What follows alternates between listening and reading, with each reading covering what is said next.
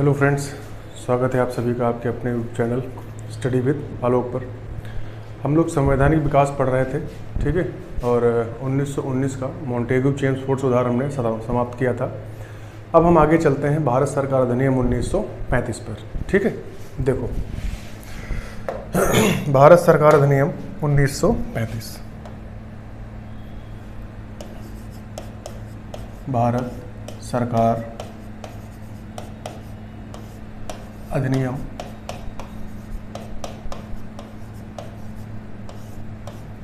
1935, ठीक है। अब देखो 1919 में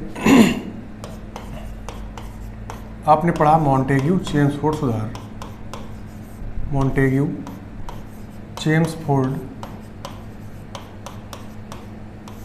सुधार, ठीक है। इसमें एक प्रावधान किया गया था कि इसके 10 वर्ष बाद, मॉन्टेग्यू चेम्सफोर्ड सुधार जब आया था तो इसके 10 वर्ष बाद इसकी समीक्षा की जानी थी और क्या क्या ऐसे लक्ष्य हैं जो ये प्राप्त नहीं कर सका, उन पर बात करके एक रिपोर्ट तैयार करनी थी और उसके आधार पर अगला अधिनियम पारित होना था, ठीक है। लेकिन 10 वर्ष पूरे होने से पहले ही, ठीक है, आवश्यकता पड़ी कि नहीं, अभी 10 वर्ष होने में समय है और तब तक हम वेट नहीं कर सकते, और इसकी समीक्षा करने के लिए एक आयोग बनाया गया जिसे कहा गया साइमन कमीशन, साइमन कमीशन, ठीक है। साइमन कमीशन जो था, इसका जो गठन हुआ था वो हुआ था 1927 नवंबर 1927 में, ठीक है। अब साइमन कमीशन क्यों? क्योंकि इसके अध्यक्ष कौन थे?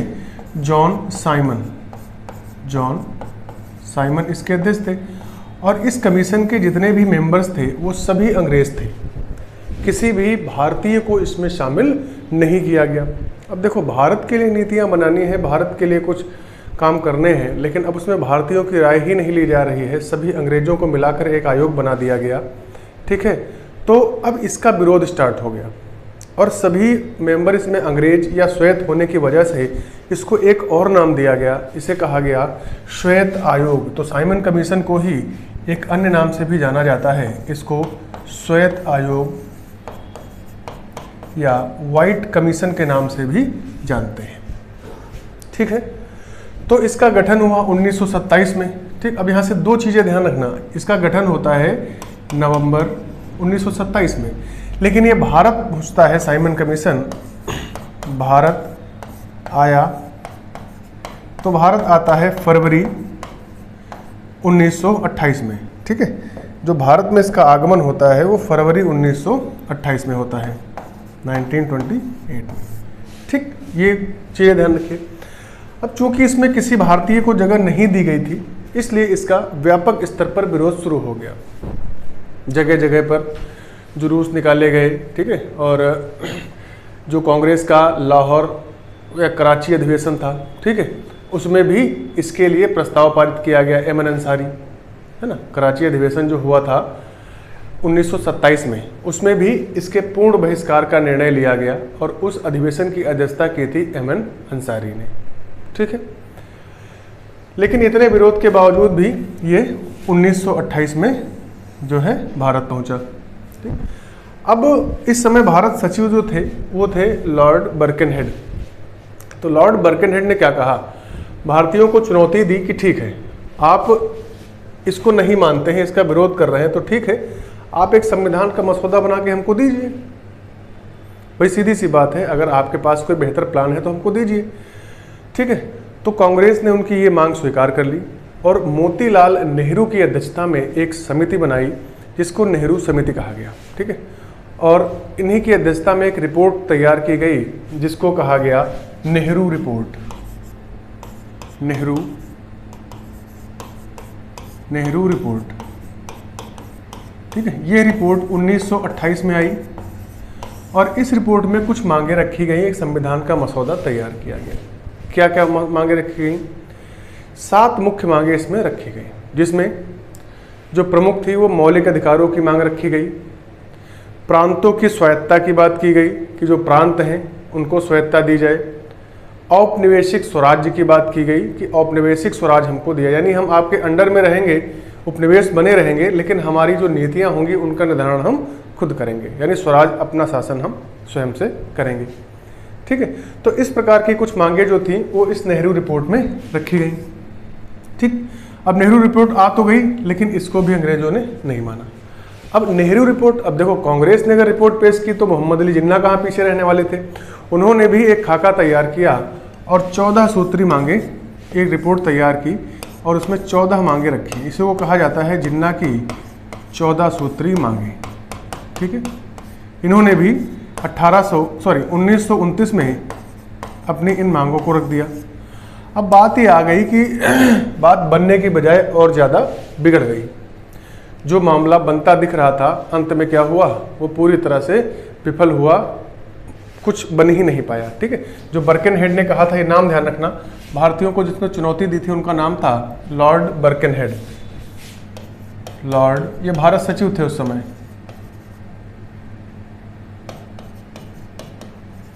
ठीक है, इनको ध्यान रखिएगा।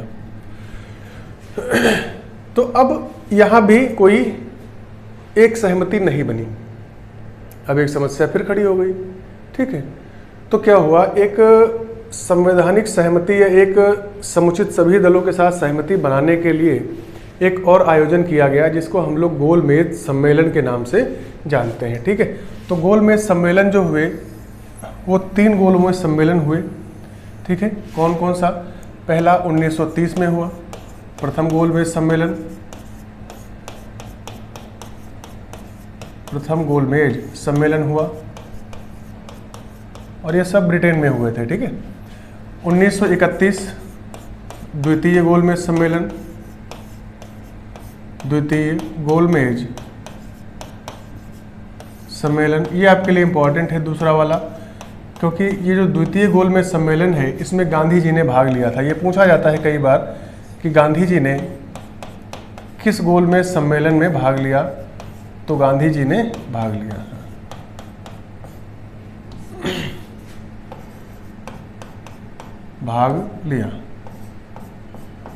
ठीक है, यानी गांधी जी ने इसमें पार्टिसिपेट किया था।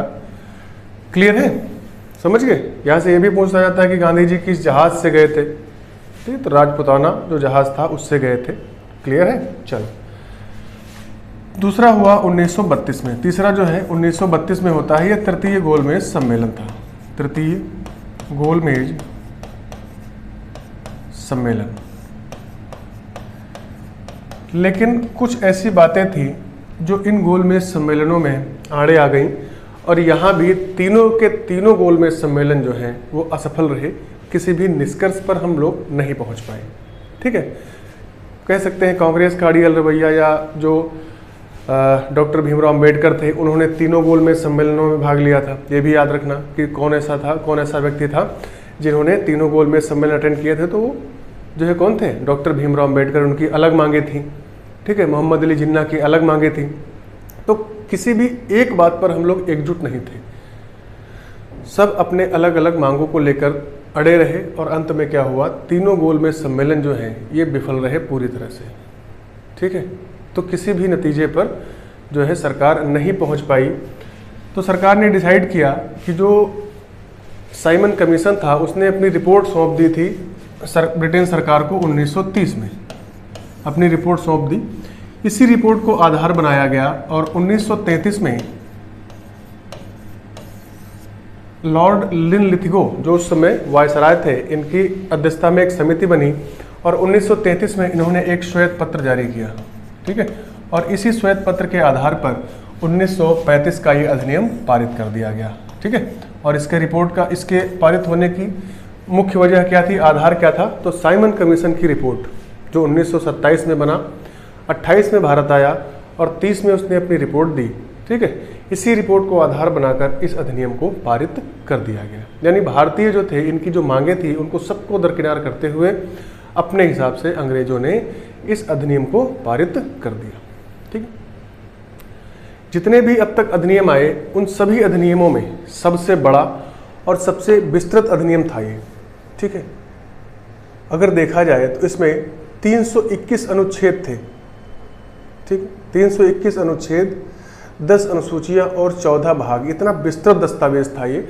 और इसी दस्तावेज की लगभग छाप हमारे संविधान पर भी दिखाई देगी। 200 से ज़्यादा यानी 200 प्लस आर्टिकल्स ऐसे हैं भारतीय संविधान में जो या तो सीधे यहाँ से सशब्द ले लिए गए हैं या थोड़ा बहुत बदलाव करके उनको संविधान में शामिल कर लिया गया है। ठीक है, तो चलिए देखते हैं क्या क्या प्रोविजंस इस अधिनियम के द्वारा किए गए। ठीक है, तो सबसे पहले तो इसका स्वरूप आप ध्यान रखिए, इसमें क्या था। तो इसमें अनुच्छेद की अगर बात करें तो कितने अनुच्छेद थे? 321 321 अनुच्छेद थे। अगर भाग की बात करें तो 14 भाग थे। और अगर शेड्यूल्स की बात करें या अनुसूचियों की बात करें,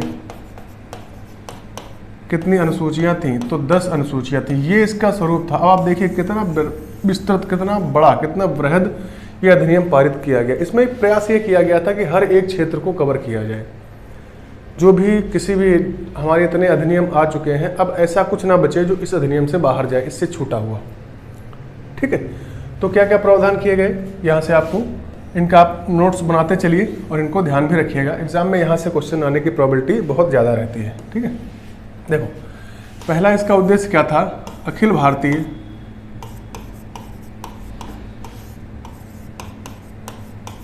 भारतीय राज्य की स्थापना करना। ठीक है, पहली बात इसमें की गई कि जो है अब ये अखिल भारतीय राज्य क्या है?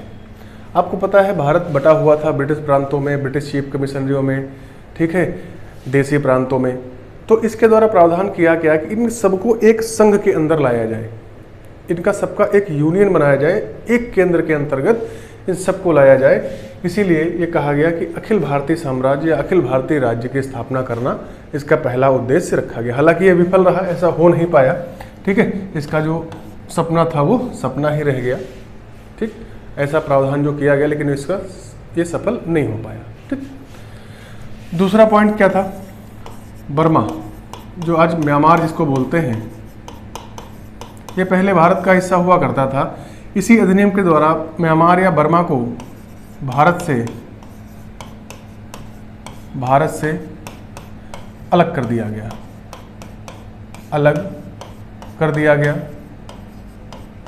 ठीक है, अलग कर दिया गया। जो भारतीय हिस्सा हुआ करता था बर्मा का, इसको भी भारत से अलग कर दिया गया। किस अधिनियम के तहत? 1935 के भारत सरकार अधिनियम के द्वारा म्यांमार को जो है भारत से अलग कर दिया गया। ठीक है, नंबर 3 क्या हुआ? 1919 में मैंने आपको बताया था कि प्रांतों में द्वैत शासन की स्थापना की गई। ठीक है, तो नेहरू रिपोर्ट में भी ये मांग की गई थी कि प्रांतों का द्वैत शासन समाप्त किया जाए। ठीक, तो क्या हुआ? प्रांतों से द्वैत शासन को समाप्त कर दिया गया। प्रांतों से द्वैत शासन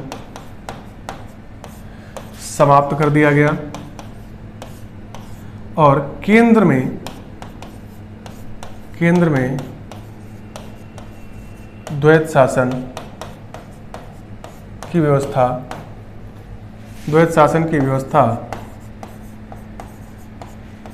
प्रारंभ की गई। ठीक है, तो ध्यान रखिए, यहां से 2 सवाल आपके बन सकते हैं। किस अधिनियम के द्वारा प्रांतों में द्वैत शासन समाप्त किया गया? तो भी 1935 का अधिनियम है।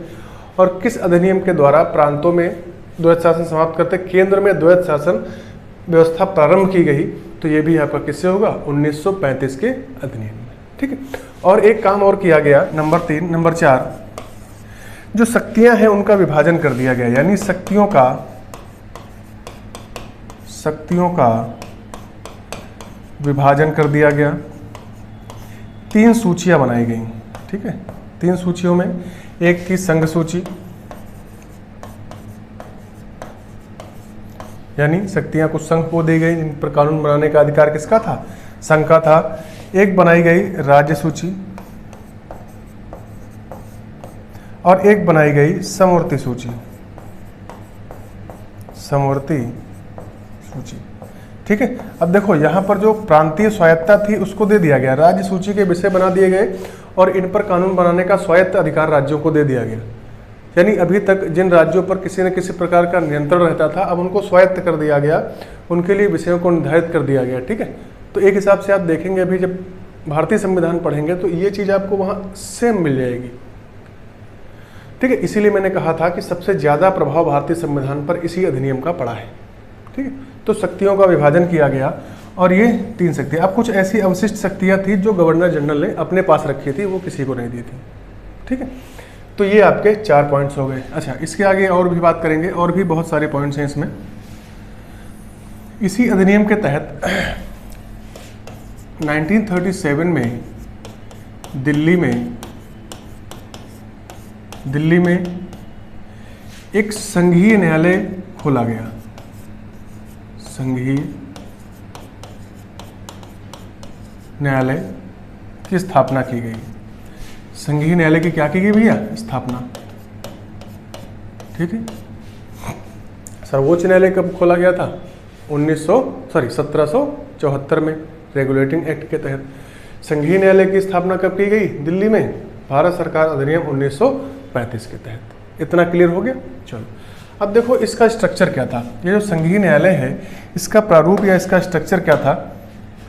तो इसमें जो कुल न्यायाधीश होते थे, कुल न्यायाधीशों की संख्या जो निर्धारित की गई थी वो थी 1+6। ठीक है, यानी एक मुख्य न्यायाधीश होगा और 6 अन्य न्यायाधीश होंगे। ठीक है, एक मुख्य न्यायाधीश होगा और 6 अन्य न्यायाधीश होंगे। तो इनके जो पहले मुख्य न्यायाधीश थे वो थे मॉरिस गुयर। जो पहले मुख्य न्यायाधीश थे वो मॉरिस गुयर महोदय थे। अभी पिट में एक बार ये पूछा गया था कि न्यायाधीशों की कुल संख्या, यानी मुख्य न्यायाधीश के अलावा अन्य कितने थे? तो अलावा कितने थे? 6। अगर मुख्य न्यायाधीश के 7 पूछे तो आपके कुल मिलाकर 7 हो जाएंगे। ठीक है, अब एक बहुत इंटरेस्टिंग बात यहाँ पर यह ध्यान रखना कि न्यायाधीशों की नियुक्ति जो थी ये वहाँ के सम्राट के द्वारा की जाती थी। इनके लिए किसी भी व्यवस्था या कॉलेजियम का, जैसे अभी हमारे यहाँ न्यायाधीशों की नियुक्ति के लिए क्या है, एक कॉलेजियम सिस्टम चलता है, लेकिन उस समय जब इस संघीय न्यायालय को खोला गया था तो इनकी नियुक्ति जो थी वहाँ के सम्राट के द्वारा की जाती थी। ठीक है, जो भी क्राउन जो होल्ड करता था, ठीक है, चाहे वो सम्राट हो चाहे वो साम्राज्ञी हो, उन्हीं के द्वारा इनकी नियुक्ति की जाती थी। ठीक, अब एक फैक्ट यहाँ से ध्यान रखना, ये जो 6 अन्य न्यायाधीश थे इनमें 2 भारतीय थे। ठीक है, मोस्ट इंपॉर्टेंट पॉइंट है, इन 6 न्यायाधीशों में 2 भारतीय न्यायाधीश थे। ठीक है, एक थे जैकब महोदय और एक थे सुल्तान। ठीक है, तो इनका भी नाम आपको ध्यान रखना है कि इन 6 न्यायाधीशों में 2 भारतीय न्यायाधीश थे, मिस्टर जैकब एंड सुल्तान। ठीक है, तो ये स्ट्रक्चर था आपका 1937 के संघीय न्यायालय का। क्लियर है? हालांकि ये अंतिम अपील ये नहीं था, इसके खिलाफ भी लंदन में जो प्रीवी काउंसिल होती थी उसमें अपील की जा सकती थी। जैसे सुप्रीम कोर्ट जो बना था उसके खिलाफ भी अपील वहाँ हो सकती थी। ठीक है, तो इसी तरह ये इसका स्ट्रक्चर था और इनमें यहाँ से क्वेश्चन लास्ट टाइम पिट में पूछा भी गया था, तो इसको आपको ध्यान रखना है। क्लियर हो गया यहाँ तक? चलो आगे बढ़ते हैं। अगला प्रावधान जो इसमें किया गया वो था 1937 में ही, 1937 में विधानसभा चुनाव कराए गए। विधानसभा चुनाव कराए गए। अभी मैंने बताया ना कि प्रांतों को स्वायत्तता दी गई तो 11 प्रांत बनाए गए थे। ठीक है, और 11 प्रांतों में विधानसभा की स्थापना की गई थी। तो उन 11 प्रांतों की विधानसभा के लिए 1937 में चुनाव हुए। ठीक है, और इन चुनावों में कांग्रेस को बहुत बड़ी सफलता मिली। ठीक है, कांग्रेस को बहुत बड़ी सफलता मिली और 6 राज्यों में उसने अपनी सरकार बनाई, जिसमें 5 में पूर्ण बहुमत से सरकार बनाई, 1 राज्य में सहयोग से सरकार बनाई, समर्थन से सरकार बनाई। अन्य 2 राज्यों में भी उसने समर्थन दिया लेकिन उसकी सरकार नहीं रही, सरकार अन्य पार्टियों की रही, लेकिन समर्थन कांग्रेस का रहा। तो लगभग एक देखा जाए तो एक बहुत सबसे बड़ा दल जो था वो कांग्रेस के रूप में ही उभरा। अब यहाँ पर एक चीज़ ध्यान रखिए, ये जो चुनाव हुए इसमें मुस्लिम लीग को उतनी सफलता नहीं मिली जितनी उसको मिलनी चाहिए थी। ठीक, अब ये कहानी जो है थोड़ा यहीं से और ज़्यादा बिगड़ना स्टार्ट हो जाएगी। क्लियर है भाई? कांग्रेस का दबदबा था, एक सबसे बड़ी संस्था थी भारत की, तो चुनाव में लगभग उसने क्लीन स्वीप कर दिया। ठीक है, तो आपको ध्यान रखना है कि 5 राज्यों में पूर्ण बहुमत से कांग्रेस आई, 1 राज्य में उसने समर्थन से सरकार बनाई, यानी टोटल 6 राज्यों में उसने सरकार बनाई 11 में से, और अन्य 2 राज्यों में उसने समर्थन दिया, जिसकी भी सरकार बनी उसको उसने सपोर्ट किया, तब उसकी सरकार बनी। ठीक है, अब यहाँ पर यूपी के बारे में विशेष रूप से ध्यान रखना। उत्तर प्रदेश, इसका नाम इससे पहले क्या था? संयुक्त प्रांत। जब ये चुनाव हुए थे तो उत्तर प्रदेश को संयुक्त प्रांत के नाम से जानते थे। यहाँ पर कांग्रेस ने पूर्ण बहुमत से सरकार बनाई। ध्यान रखिएगा, मोस्ट इंपॉर्टेंट फैक्ट है, पहली बार कांग्रेस जब चुनाव हुए थे विधानसभा के, तो उत्तर प्रदेश, जिसका नाम पहले क्या हुआ करता था? संयुक्त प्रांत, जब चुनाव हुए थे कांग्रेस ने पूर्ण बहुमत से अकेले सरकार बनाई। ठीक है, और उसी समय जो उत्तर प्रदेश के मुख्यमंत्री बने थे, जो प्रथम मुख्यमंत्री कहे जाते हैं, गोविंद बल्लभ पंत। गोविंद वल्लभ पंत, यही हमारे उत्तर प्रदेश के प्रथम मुख्यमंत्री बने, या संयुक्त प्रांत के प्रथम मुख्यमंत्री बने। ठीक है, तो इसको अच्छे तरीके से आपको ध्यान रखना है।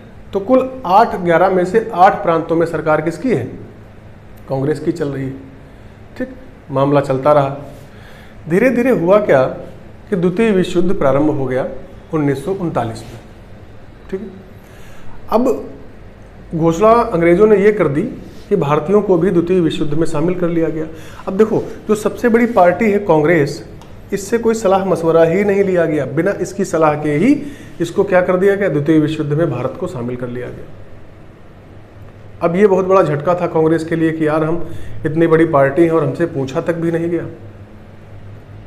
ठीक है, तो हुआ क्या, 28 महीने सरकार चलाने के बाद, यहाँ से इसको भी ध्यान रखना कि जो टोटल कुल सरकारें चली थी ये 28 महीने सरकार चली थी। 28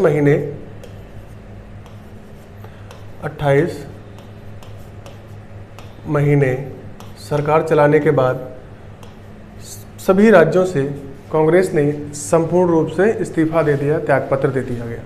यानी सभी विधानसभाएं भंग हो गई।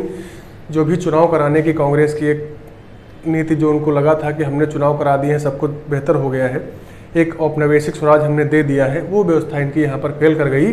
ठीक है, और 28 महीने के बाद कांग्रेस ने सभी राज्यों से सामूहिक त्यागपत्र दे दिया। सामूहिक त्यागपत्र दे दिया। अब ये कांग्रेस ने जब त्यागपत्र दिया तो ये अंग्रेजों के लिए एक बहुत बड़ा झटका था।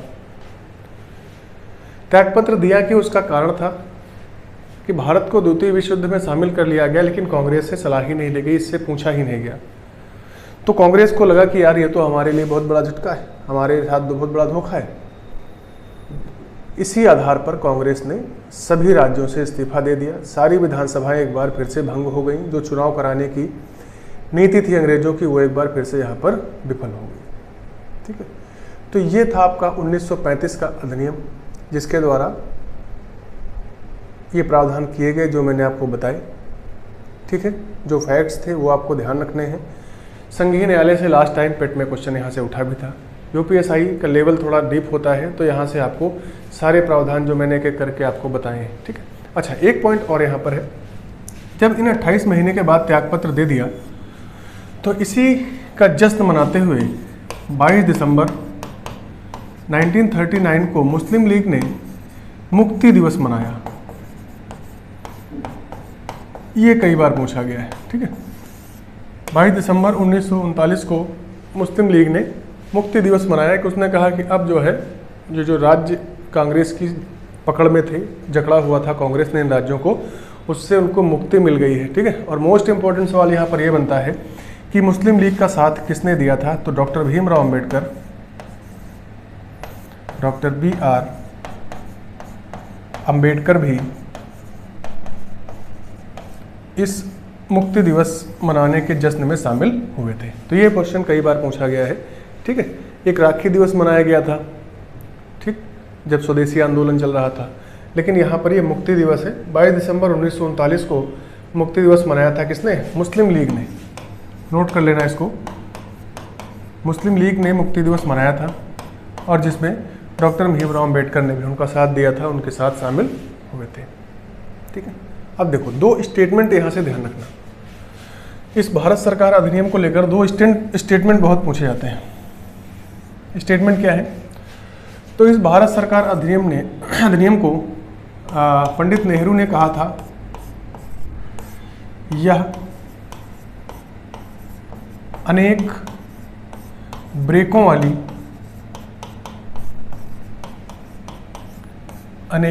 वाली इंजन रहित गाड़ी है। इंजन रहित गाड़ी है। ठीक है, ये कई बार पूछा गया है तो इसको ध्यान रखिएगा। ये पंडित नेहरू का स्टेटमेंट था, यह अनेक ब्रेकों वाली इंजन रहित गाड़ी है। ठीक है, प्रावधान तो किए गए लेकिन सब कहीं ना कहीं रुक जा रहे हैं, ब्रेक लग जा रहा है, सब फेल हो जा रहे हैं। ठीक है, और डॉक्टर मोहम्मद अली जिन्ना ने इसको गला और सड़ा हुआ दस्तावेज कहा था। ठीक है, तो जिन्ना ने क्या कहा था? जिन्ना ने इस अधिनियम को गला व सड़ा हुआ दस्तावेज कहा था। ठीक है, तो ये दो स्टेटमेंट आपको ध्यान रखने हैं, किसने क्या कहा। तो ये था आपका भारत सरकार अधिनियम 1935। इसके जितने भी पॉइंट्स मैंने आपको बताए, इस वीडियो को एक दो बार अगर आप देखेंगे तो सारे डाउट्स पॉइंट्स जो है वो आपके क्लियर हो जाएंगे। ठीक है, इसके बाद हम आगे अगस्त प्रस्ताव पर चलेंगे कि ये जब मामला फेल हो गया तो फिर से एक बार जो है ब्रिटेन की सरकार प्रयास करती है भारतीयों को साथ लेने का, क्योंकि द्वितीय विश्व युद्ध चल रहा है, सब तरफ से अंग्रेजों पर दबाव पड़ रहा है।